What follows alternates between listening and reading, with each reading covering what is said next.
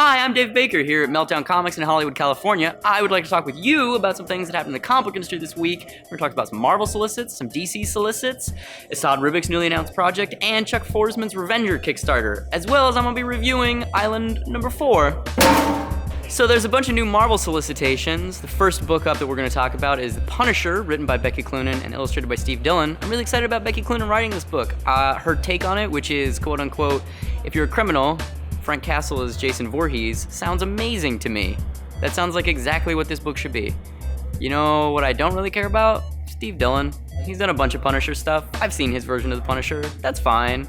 I don't really need to see any more Steve Dillon Punisher, but I'm excited about Becky Cloonan writing it. Hyperion by Chuck Wendig and Nick Valera. This is interesting because they're bringing Hyperion really into the Marvel universe as supposedly a Superman/Sentry style character, which is interesting. X-Men Worst X-Men Ever, which is going to be a miniseries written by Max Bemis of Say Anything and illustrated by Mike Walsh. I probably won't be reading this book just because it's not going to be hard in continuity, and I don't really care about things that aren't in continuity when it comes to the X-Men.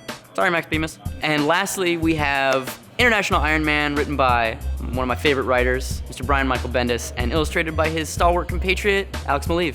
I'm really excited about this book because it's basically going to be the sister book to Invincible Iron Man, kind of like how they did Uncanny X-Men and All New X-Men, where the books kind of did this together. That's what these two Iron Man books are going to be about. I'm interested to see how that kind of format's going to change when you have a central protagonist in both books.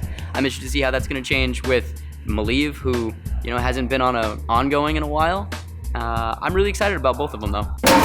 DC! January solicitations are out, and there's a bunch of really rad-looking books.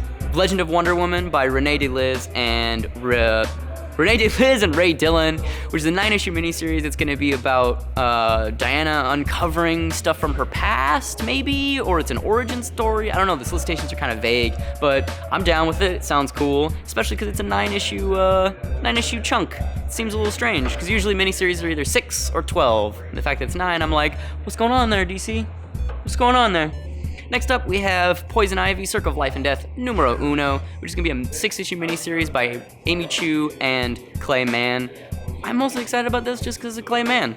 I love that dude. I think he draws super, super well, and I'm excited about seeing him draw Bat Universe stuff, because his stuff in Batman Eternal was the best stuff in that book. So I'm excited for this book too. Finally, we have Swamp Thing number 1, which is going to be written by Len Wein and drawn by Kelly Jones. I'm really excited about this book because it's going to see the return of Len Wein to the book and a new number 1. Both of the things are pretty crazy. Kelly Jones too. Hey, what's up, girl? What's up, Kelly Jones? Why aren't you returning my fucking phone calls, bro?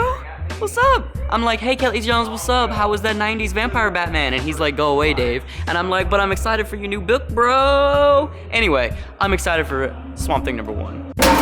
Oh, man, you guys. So, one of my favorite cartoonists, Chuck Forsman, he's launching a Kickstarter to fund his new book, Revenger. Now, if you haven't been reading Revenger, you should. It's an awesome little indie book. It's kind of like Death Wish, but with a female black lead. So it's about this woman who goes around helping people, killing shitty dudes and drug lords and fucking assholes. She's awesome. The book is really well done. It's well written. It's extremely well drawn. And guess what? Issue 6 is going to be a one-shot, and he's launching a Kickstarter to pay for printing, and he needs your help.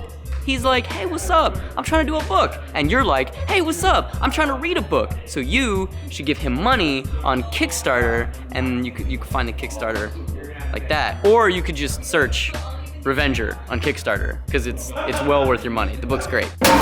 You know what I fucking love? Secret Wars. You know why I love it? Because Assad Ribic is drawing it, and he's awesome.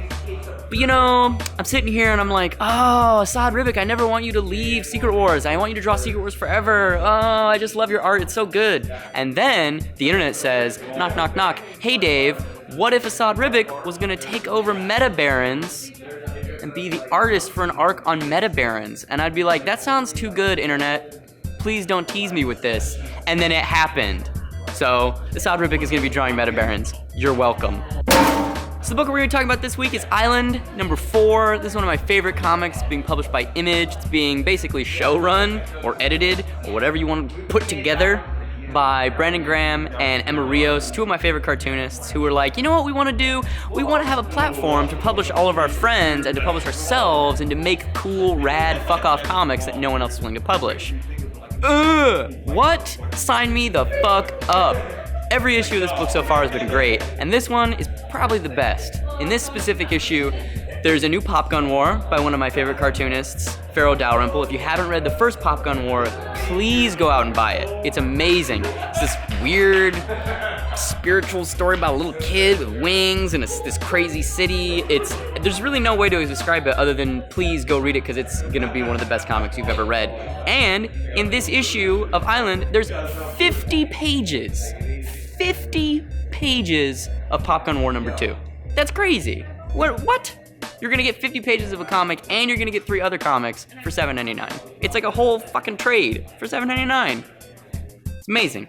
And Brandon Graham's Multiple Warheads #2 is in this issue, which I'm really excited about because I love Multiple Warheads and I love Brandon Graham. Multiple Warheads is Brandon Graham's story about a girlfriend and boyfriend. The girl's name is Sexica. She's a trafficker of body parts and stuff. It's really hard to explain. She like smuggles organs in her body to different places, and her boyfriend is a werewolf who has 2 dicks. Trust me, it's amazing. You should read it. Please go buy Island. I'm Dave Baker. That's what happened in the comic book industry this week. If you'd like to read comics that I write, you can find them at theactionhospital.com. If you'd like to come meet me, I will be at Bakersfield Comic-Con November 22nd. I'll be there selling my new book, Fuck Off Squad.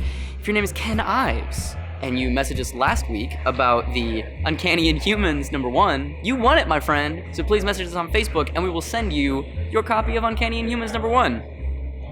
This week's giveaway is a Stay Puft Marshmallow Pop, courtesy of Phat Collectibles here at Meltdown Comics. So please just subscribe to the channel and comment below who your favorite Ghostbuster is. I will see you next week, friends.